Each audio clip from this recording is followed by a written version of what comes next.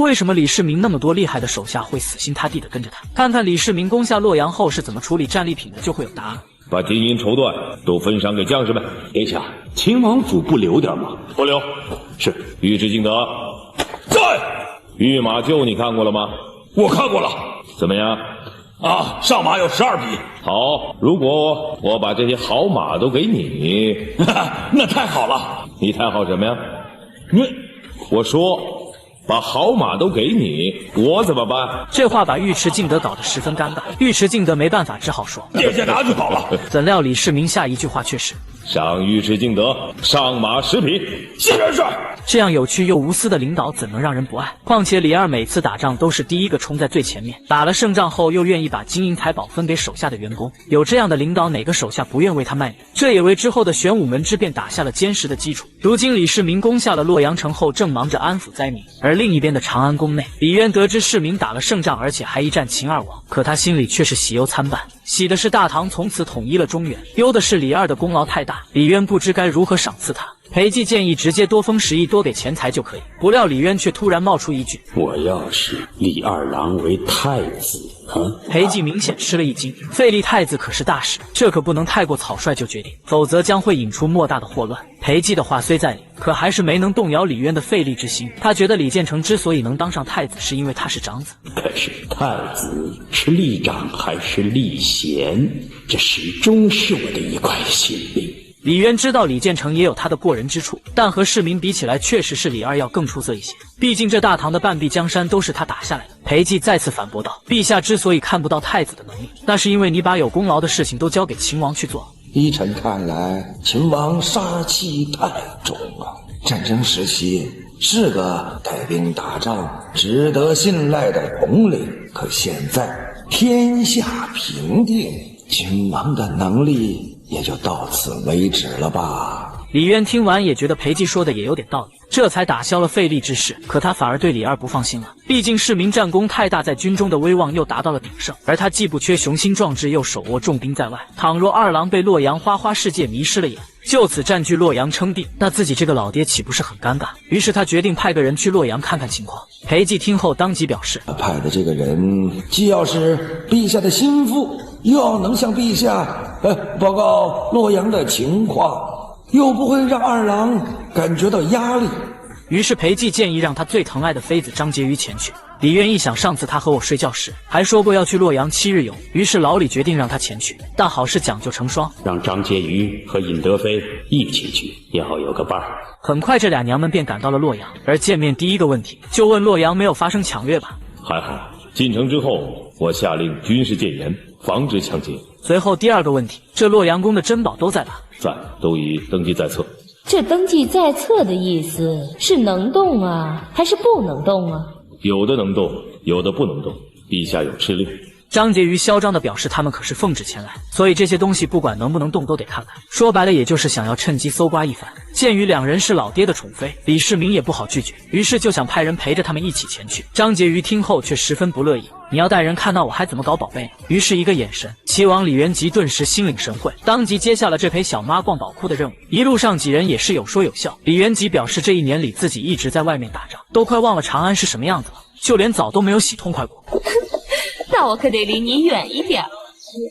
那我得靠你近一点啊！还真是臭啊！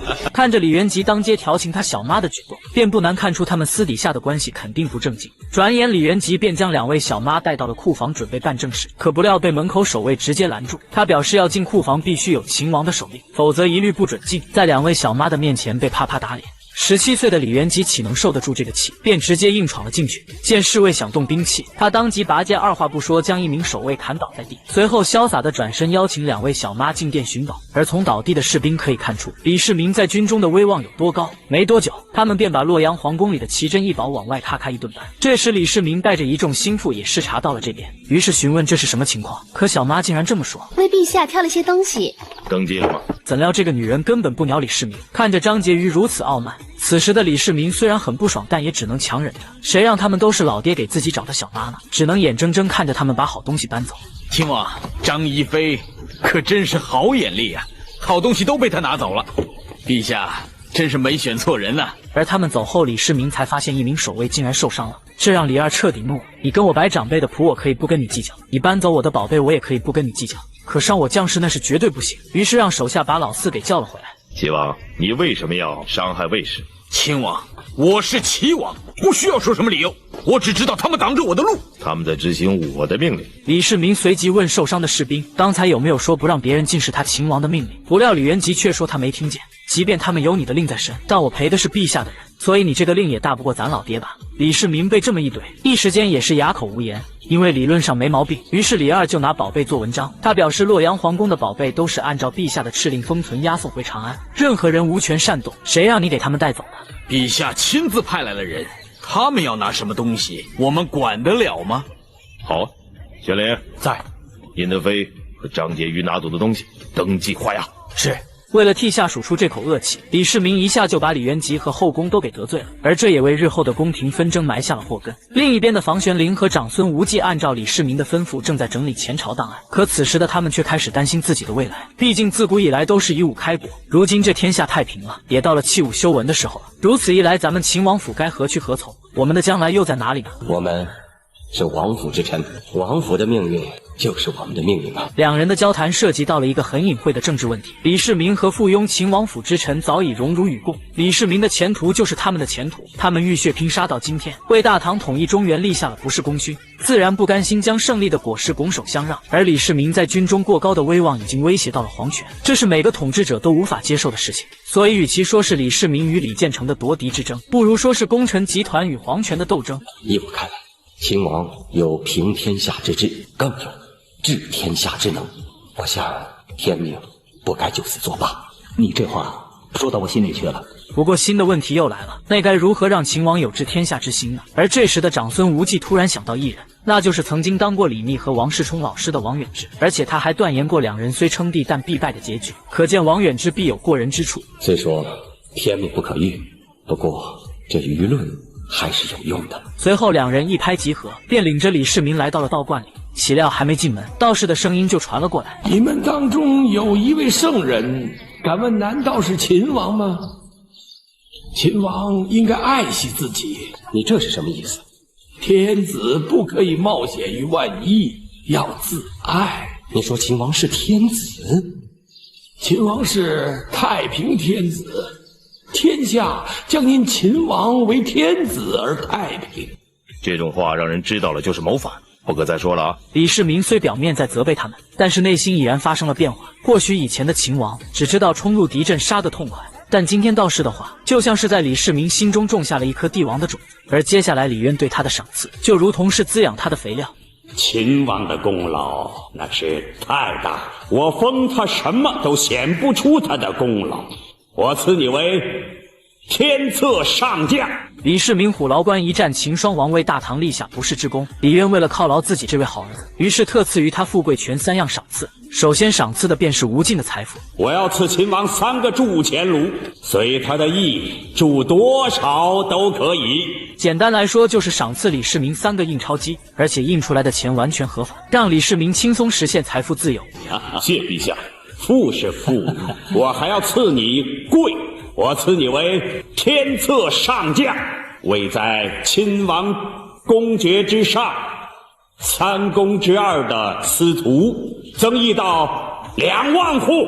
谢陛下。顾名思义，天策上将的意思便是上天册封的将军，完全体现了李渊对于李世民军事能力的认可。如今有了荣耀，接下来便是赏赐1人之下万人之上的权势。天策上将可开天策府，可以自设官署，并且我再赐你为山东道大行台尚书令。谢陛下大恩。李渊这一连串的赏赐把所有文臣武将都听懵了。如今的秦王可谓有钱有权，甚至能私设官署，俨然已经掌握了大唐的半壁江山。如此一来，李世民除了缺少太子的头衔外，他的权力地位几乎已经超过了太子，仅在李渊一人之下。可太子李建成也只能将不满全部压在了心底，但这边的李元吉却是把不满完全写在了脸上。更悲催的是，他的媳妇杨妃还完全将注意力放在了李二身上，而对此李世民非但没回避，反而明目张胆和其对视在一起。见如此一幕，李元吉就更气了。我说你脖子坏了，转过来看着我，是你转过来看着我。我看腻了。其实这也怪不得杨妃，毕竟拥有龙凤之姿的李世民，谁不想多看两眼呢？而且据说李元吉出生就因为太丑，连亲娘都嫌弃他，这么一看也就正常了。而随着宴会的进行，坐拥江山的李渊已经放飞了自我，他颇有醉意地找来李世民闲聊。自晋阳起兵，你是百战百胜啊！此时的李世民已经成了全场焦点，他知道自己不能太过得意，于是谦虚地表示自己武德元年高唐之战就败给了薛举一次。李渊笑着表示那次你不是拉肚子让刘文静领的军吗？但李世民还是表示责任在他。不过也正是那次失利，让他明白了对于敌人的锐气不可轻视，所以这才让他在虎牢关一战中稳操胜券，直接率领4000玄甲军大破窦建德10万大军，从而一举秦二王筑大唐，一统天下。仗是人打的，有了武才才可以打胜仗。好，说得好。那么在你那里，武才最好的是谁呢？尉迟敬德。当然。尉迟将军骑军阵法最强，我不如他；我弓法最强，他枪矛第一，万人之中夺人长矛，视同儿戏。万人之中夺人长矛，视同儿戏。李渊一听来劲了，他早就听说尉迟敬德在骑军阵法上很有一套，今天很想见识一下这位猛将的武艺如何。李世民也自然不会错过这个为属下增光的好机会，便当即将尉迟恭叫了出来。李渊更是让人取来了自己的御用长矛。谁来接矛？我来。